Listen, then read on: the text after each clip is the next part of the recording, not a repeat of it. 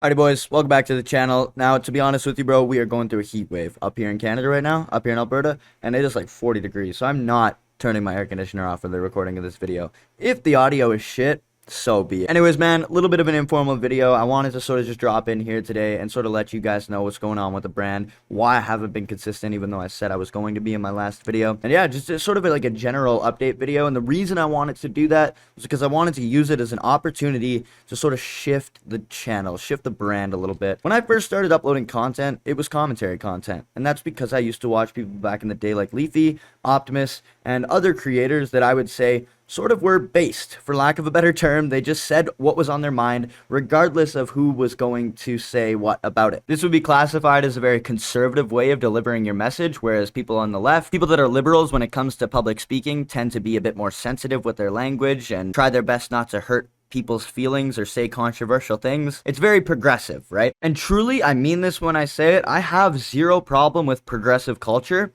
or I should say what progressive culture is supposed to be instead of what it has become recently. So what exactly the fuck am I talking about here? Why am I talking about all this? Where's the relevance factor? Well, basically the reason I'm bringing all this up is because when I first started my channel, I actually jumped from one passion project to the next, which the next would be this YouTube channel. But the last passion project I was working on before was a Twitch channel. I was a Twitch live streamer. Now, I've mentioned this before. Some of you may know this about my arc. But for the first year or so of the pandemic, yeah, I was a Twitch streamer. I didn't start this channel until August 2021, I think. Now, during my time streaming on Twitch, I did have quite a good time. I learned a lot about what it would take to sort of build a social media brand through uploading, content from the Twitch stream to a YouTube channel on the side as well, funneling viewers in, learning all that sort of logistics. It was a cool experience, but I will say in the last couple months, I started collaborating with other streamers in the space. And I'll tell you what, man, that has got to be one of the worst experiences I've ever fucking had spending time online. These people on Twitch suck so much fucking liberal cock. It's insane.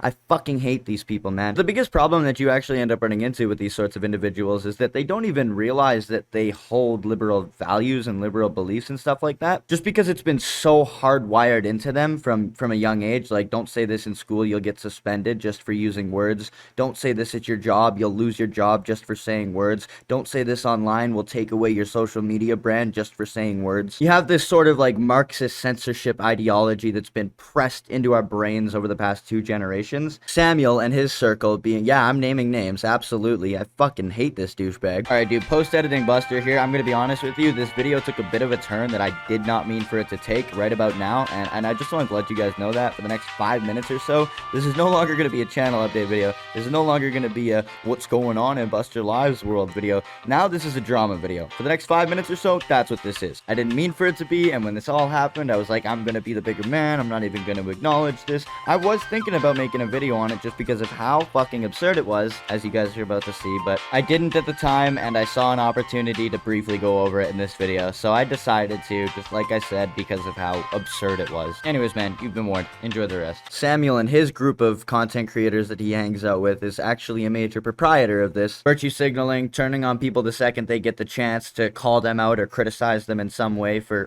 content. This is what we call a bread tuber. These people are not real people. They are absolutely NPCs, and there genuinely isn't a shred of authenticity in anything that these kinds of people do. It's all in the name of self-gain, baby. It's actually so funny. I wasn't even going to spend much time on this guy in particular because he's just that much of a loser, but back in the day, I was messing around on Twitter. I've become a lot more political in the kind of things that I talk about and the topics that I engage in, and that rubbed the commentary community, parts of the commentary community, the wrong way because, well, I guess the only thing they like to talk about is, grown men touching kids or talking to minors. Like, that's the only acceptable thing to talk about in their mind. But I was scrolling through Twitter one day and I quote tweeted a tweet regarding Hillary Clinton's alleged involvement in the Frazzle Drip conspiracy, the snuff film, and there did happen to be a little bit of gore in it. And in response to this, Samuel subtweeted my tweet by saying that this was a morally reprehensible thing to do and I have a responsibility, and like, he didn't use these exact words. I'm being a little bit exaggerative, but he was a fucking fruit about it, right? Alright, post-editing Buster here. I just wanted to hop in really quickly here because it's the next day and I did end up finding the tweet that I thought was deleted, and I just wanted to read it for you guys just so you have the necessary context going into this segment, and maybe it'll give you guys a little bit more understanding as to where all of this sort of started. As you guys will hear a little bit later on in the video, I had thought that this tweet was deleted while I was making this video, but I did end up finding it, so Here we go. So as I mentioned before, I had spent some time on Twitter this day, and I quote tweeted, like I said, something regarding the Frazzle Drip conspiracy. In this tweet included a 4 or 5 minute sort of documentary style video that did include a little bit of gore here and there. The majority of the video didn't include gore, but some parts of it did. And as you guys can see in the screenshot right now, I even said, definitely don't watch this if gore fucks with you in any way, but this is beyond fucked up, man. The American government has done some atrocious stuff. I literally put a trigger warning on it. And keep in mind, I didn't originally post this tweet to Twitter. I quote tweeted it.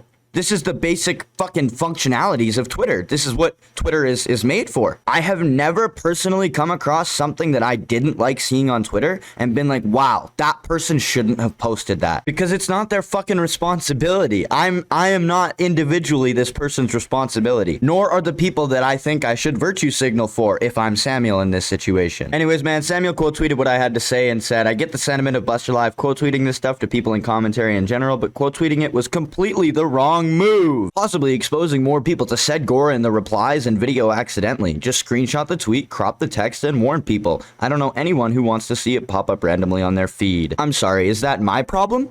Is that my responsibility to keep something that you might not want to see on your feed out of your feed? No, it's not. Unfollow me, you fucking loser. And you see what I mean? This is so fucking absurd. This is such an exaggerated angle that they took. Like, there's no way any of these people actually felt this way. All of these people have been on fucking Live Leak by the time they were like 10 years old if they're making commentary content. Let's not act like that's not the case. Literal hall monitor vibes, bro. Holy fuck, what a nerd. Now, personally, I've never cultivated an audience where I've tried to be overly sensitive towards, where I've tried to be, be careful of their feelings and make sure that they don't see anything too messed up, because this is the fucking internet. I'm sorry, it doesn't matter who you are. If you visit my channel, you probably have visited something more fucked up on that day. I've never cultivated a PC family-friendly audience, ever. And unless we're talking about some really extreme subject matter, I have zero responsibility to watch out for the sanctity and the innocence of my viewers. Fuck off with that shit. Now, I'm a little annoyed, honestly, because he actually deleted this original subtweet where he acted like this grand moral authority over me. But the tweet that he didn't delete was the one where he arrogantly assumed that he was the reason I unlisted all my videos a couple of months ago, when that just had to do with me living my personal life. Let me go ahead and actually read that tweet for you guys, because this is just crazy. Commentator Buster Live has made a community tab stating that he's quitting commentary and possibly moving channels after privating all his videos. He said that the reason for this is that he's outgrown this genre of content and wants to have more of an impact. Absolutely correct. People think he's lying due to him removing all of his videos days after being called out for quote tweeting gore and his reaction to criticism around it. Yeah, this all happened a month apart. And just so you know, this all happened a month apart. I've spent an abundance of time online dealing with weird fucks like this guy, and I've made it pretty clear for actually over a year now that I have been sort of dissatisfied with the kind of content I was creating before. Like, that's been something I've been very open and honest about for probably almost 2 years now. I was probably even mentioning this sort of feeling that I'm feeling now back when I was creating content before. So I think it's just a crazy fucking assumption for him to make that, oh wow, look guys, look, I was the reason Buster Live left because I called him out on Twitter. And see, this is what I meant earlier when I said breadtuber, because this is exactly what a breadtuber is. They don't actually care about what they say. They just say what they know is going to be the most socially accepted thing. They spin things in a way that is completely inauthentic and basically only fits their narrative, because it's very obvious I didn't delete my videos or unlist all my videos a couple months ago because of Samuel. That's very obvious. Even in responding to a couple of the tweets that people had made about my tweet, I wasn't too upset. I wasn't too harsh. I was pretty much just asking, like, why do you guys have such an issue with this? Just unfollow me if you don't like what I'm posting. That was pretty much all I had said. So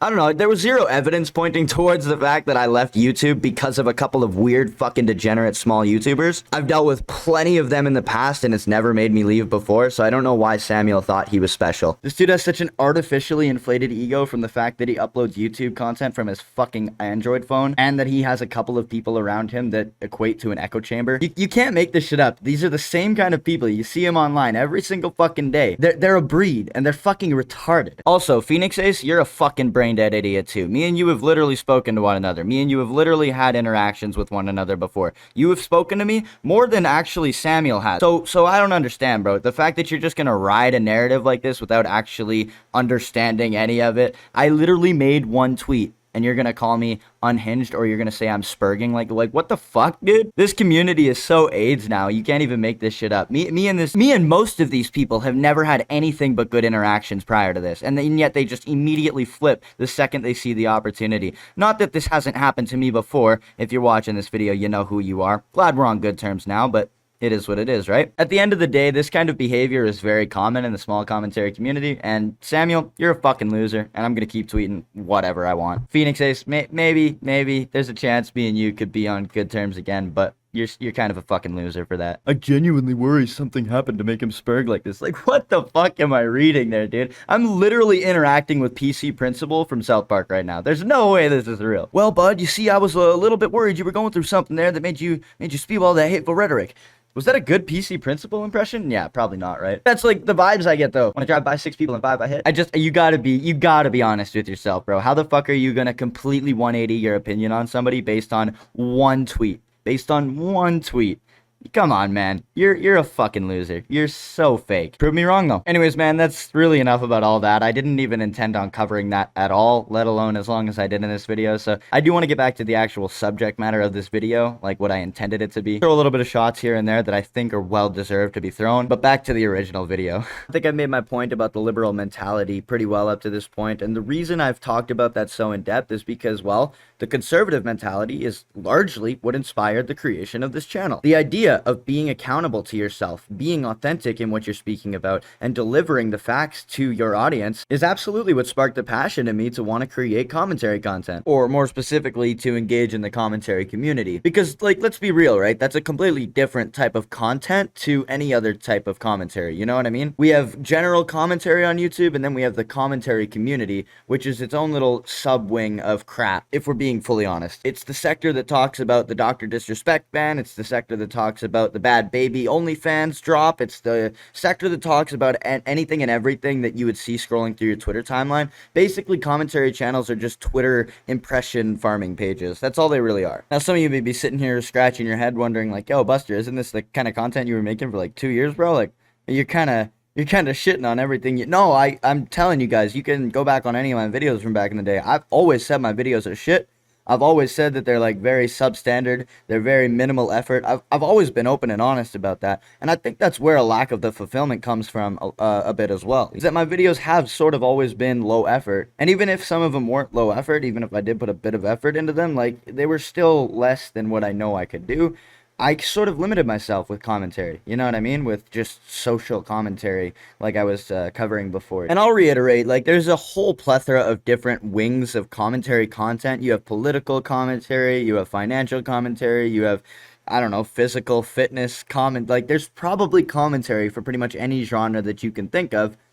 But just this specific wing of commentary, let's just say it like it is. Sensitive Society, a Cheeto, Optimist, like this side of commentary. Now again, nothing against any of these people in the making of this video, to each their own, and they are fucking doing well for themselves. But for me personally, where my interests have turned to, the kind of person that I've developed into, and everything like that, the community just doesn't align with me anymore, and you know what I mean? So it's become very hard for me to want to move forward when I felt pretty directionless, you know what I mean? Trying to continue thinking about moving in this direction in the commentary community. So don't expect me to, you know, switch up the brand or anything like that and come at you guys with a fucking anime channel like Lyrics did. But, like, I don't want to continue covering the same sort of topics that have been talked to death repeatedly now, and we're just making our 10th video on them. And if we're not doing that, then we're talking about another topic that's the exact fucking same thing with 2 different people involved. I don't know, man. It just feels like every day, day in, day out, is the same fucking topic, just recycled a little bit in commentary. At least the commentary community, like I said before. And I want to spread my wings a little bit, man. I gotta be honest with you. I want to make, like, politics-based content. I want to talk about stuff like the Trump assassination. I want to talk about stuff like Pierre Poilievre talking shit to Justin Trudeau in the Canadian House of Parliament. Like, that's the kind of stuff I watch now. I feel like an old fucking man. You know, I used to sit there at 8 years old and watch my dad and his dad watch House of Parliament and stuff like that, or whatever on the news, and I'd be like, what the fuck's wrong with you guys? Like, why do you willingly choose to watch this? And usually you don't get to that point as a guy until you're like 40, 50 years old. And here I am, 22 years old, deeply invested in international politics, and that's what I want to talk about, man. At the end of the day, like, Obviously, a lot more will end up coming as a result of shifting more towards politics content, but that's just what my interests have sort of shifted towards. It's what I think is important to speak about. I think it's important to use your influence to at least talk about something relating to the future of your country. And again, no criticism to people that don't do that. Like, I don't think that that's everybody's fucking duty or responsibility. I don't think that's my duty or responsibility. But it's what I think is important for me to do based on the person I've become, based on the things I've learned, based on the